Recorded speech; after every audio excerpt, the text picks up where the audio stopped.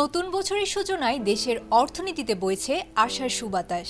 ক্যালেন্ডারের পাতা উল্টে 2026 সাল শুরু হতে না হতেই প্রবাসী আয়ের জোয়ারে ভাসছে বাংলাদেশ ব্যাংক।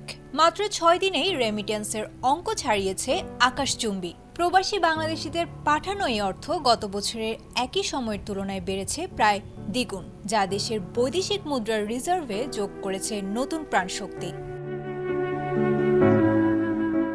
বাংলাদেশ ব্যাংকের সর্বশেষ তথ্য অনুযায়ী 1 থেকে 6 জানুয়ারি পর্যন্ত প্রবাসীরা পাঠিয়েছেন মোট 77 কোটি মার্কিন ডলার। প্রতিদিন গড়ে দেশে এসেছে প্রায় 12 কোটি 83 লাখ ডলার। গত বছরের এই সময়ে যেখানে রেমিটেন্স ছিল মাত্র 45 কোটি 30 লাখ ডলার, সেখানে এক বছরের ব্যবধানে এই প্রবৃদ্ধি রীতিমতো বিস্ময়কর। বিশেষ করে 6 জানুয়ারি একদিনেই দেশে এসেছে 16 কোটি 60 লাখ ডলার, যা তুলে ধরেছে রেমিটেন্স প্রবাহের শক্তিশালী অবস্থানকে।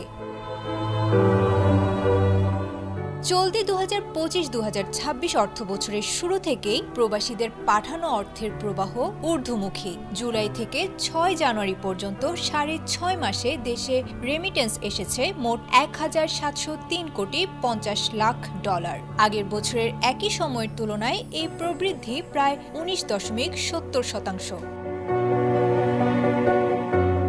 বিদায়ী 2024-2025 অর্থ বছরটি ছিল বাংলাদেশের ইতিহাসের মাইল ফলক। ওই অর্থ বছরে প্রবাসীরা পাঠিয়েছিলেন মোট 30.32 বিলিয়ন ডলার, যা ছিল এ যাবৎকালের একক কোনো অর্থ বছরের সর্বোচ্চ আয়ের রেকর্ড। সেই ধারাবাহিকতা বজায় রেখে চলতি অর্থ বছরের ডিসেম্বর মাসটি এক মাসের হিসেবে গড়েছে ইতিহাসের দ্বিতীয় সর্বোচ্চ আয়ের রেকর্ড। বিশ্লেষকরা বলছেন, বৈধ পথে রেমিটেন্স পাঠাতে সরকারের উৎসাহ এবং ডলারের স্থিতিশীল বিনিময় হার প্রবাসীদের ব্যাংকিং চ্যানেলে অর্থ পাঠাতে আগ্রহী করে তুলছে। পাশাপাশি অর্থনীতির এই প্রধান সূচকটি শক্তিশালী হওয়ায় আমদানি দায় মেটানো এবং ডলার সংকট মোকাবিলায় স্বস্তিতে থাকবে সরকার।